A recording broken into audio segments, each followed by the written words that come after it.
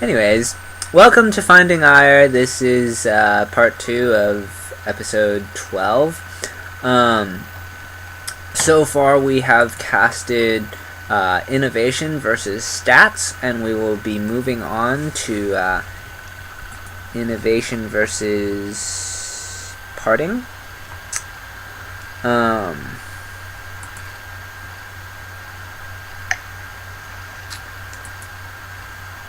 And yeah. Let's see, anything else I should... Sorry, this part is significantly delayed. I know I usually get these done before Tuesday, but I don't have school this week, so and I had a busy weekend. So it's kind of one of those like, well, I guess I'll just do it Tuesday because I'm busy Sunday, Monday, all day. Well, I mean, I was free last night, but it was like almost midnight, and I was like,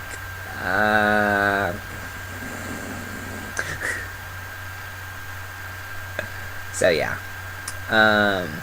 I figure you didn't want a zombie caster. Unless it's Zombie Grub. Zombie Grub's a good caster. She's entertaining in a dry humor sort of way. Like, of the like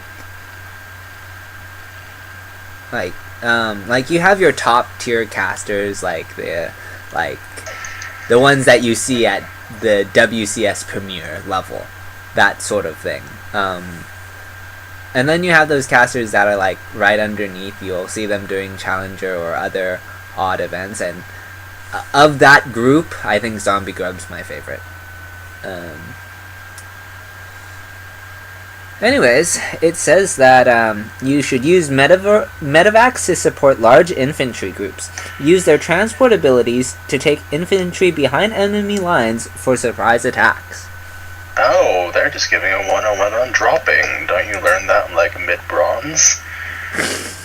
Actually, I find that people don't do well with drops until, like, gold.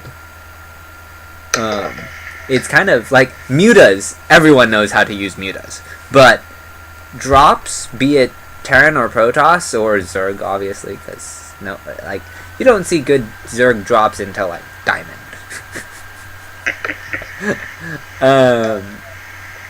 But like for the Terran or Protoss drops, that doesn't really pick up much until like gold, and it's kind of funny that way because it's like, oh, you have medevacs and you haven't figured out how to drop me yet. Okay. Steamroll. 5-gate charge lot, go. Overlay?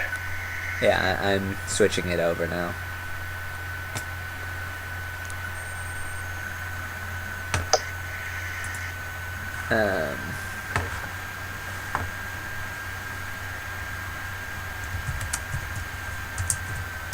Are you able to introduce our players?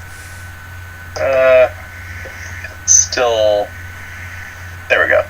Alright, spawning in the top left, the red Protoss, parting.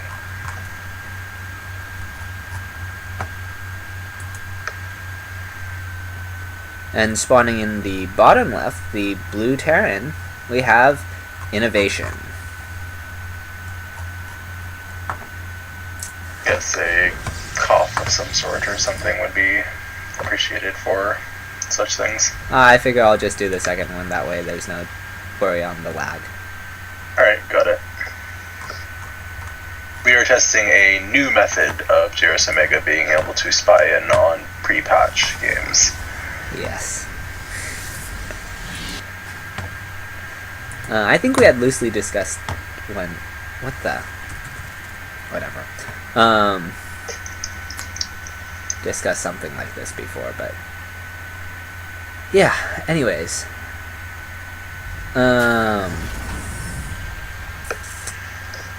Looks like we're gonna get a Reaper expand from Innovation. So standard Terran opening.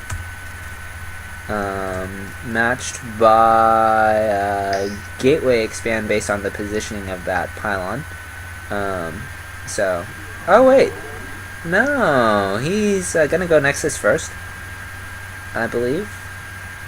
Yeah, he saved up 400. So yeah, it's gonna be a Nexus first from parting. That Reaper is going to, as long as it goes the right way, it will it should find itself a probe, maybe two, but that's unlikely.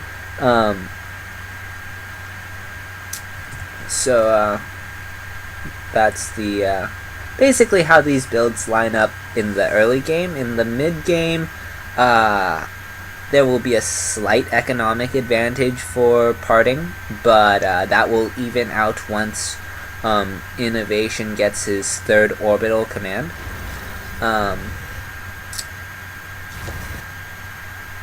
Other than that, I mean, the builds are like parting. It has a slightly greedier build, and if that Reaper can kill, I think it's like 2 probes, then it actually negates the economic opening.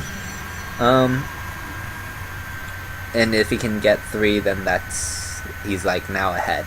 But he should only really be able to get 1 because the Stalker should come out to prevent any further deaths, or Mothership Core for that matter. That is assuming the Reaper goes the right way, which it should, given the spawns and the SCV Scout. But it's not a guarantee either way. That's just what you can hope to get done, as it were. This probe is gonna be annoying and get some scouting information. I think it's gonna try and deny the CC on the low ground. I'm not sure if it will get there in time.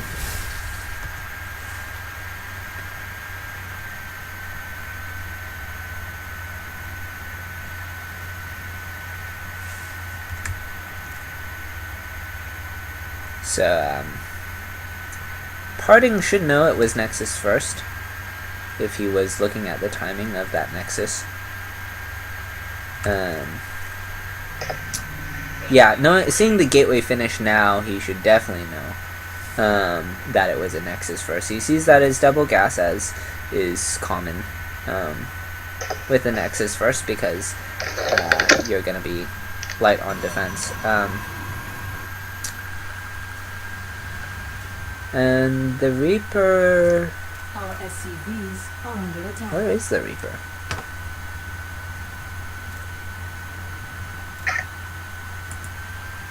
The Reaper is going.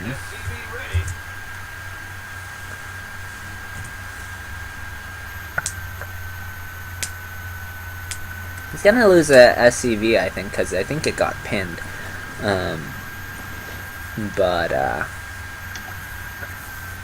This Reaper should get a kill or 2. Oh no, the Reaper is just gonna be really annoying. Or the SCV is gonna be really annoying. Is it trying to build a bunker? Wow, that's ambitious.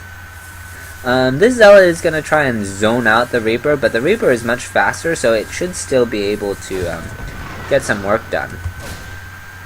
The bunker does not go up, but it does cost a lot of mining time, which, I mean, all that mining time that it did delay parting is comparable to losing an SCV or a probe in terms of like what it would cost to rebuild the probe, but obviously it's not the same value quite to the same extent, and he could get that probe, maybe, if it... the Zealot is being very annoying. We will see. Oh, the juke. Nice, nice. Mothership core is out, so that's going to make it difficult on this Reaper. The surround is there, and yeah, that ends that. So he does in the end lose a single probe. As was to be expected for his Reaper. When he knows exactly what's going on. He knows it's a Nexus first into Gateway. So basically, nothing out of the ordinary there. Everything has gone as expected. All that for nothing, right? It's like, here's what should happen, and it happens. Oh, that was anticlimactic. Oh, man.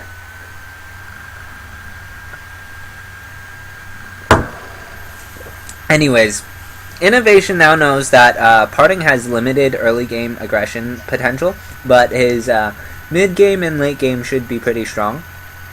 So I imagine he'll get a fast factory.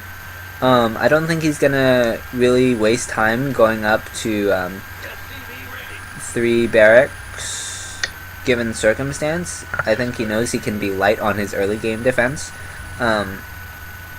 Well, actually, he might go up to 3 barracks because he might want to put on some pressure before the Nexus first economy really sets in, so that Parting can pump out an economy. So he might go either way. I'm not really sure. He could go either way. Actually, this is cute. Parting has a unit advantage in this situation, so he is actually going to use what he does have for some light pressure. It's really just to force more Marines. It's not gonna accomplish much of anything. But oh yeah, he doesn't have much early game aggression potential. I said doesn't have much. That doesn't mean he doesn't have any.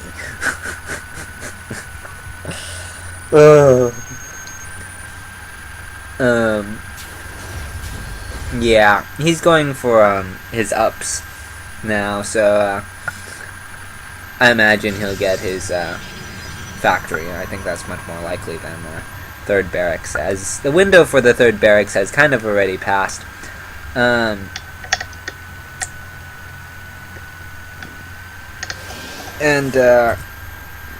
we're gonna see Blink and a Robo, so it's probably gonna get this is really just to defend. It's not really all that like scary at this point in time. Don't blink. What was that? Don't blink, Weaky Big Angels. Oh, have you been looking at Doctor Who any? Know that episode, but that's about it. Okay. Everyone knows that episode. Of course. It's all over the internet, you know.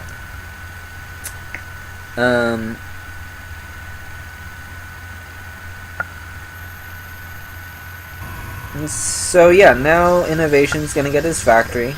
Stim is halfway done. And yeah.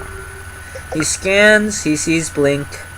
He does not see the Robo, but he can probably infer that a that as long if Parting is playing standard from that opening, he should have a Robo down either already or like very soon. So that's definitely nothing out of the ordinary.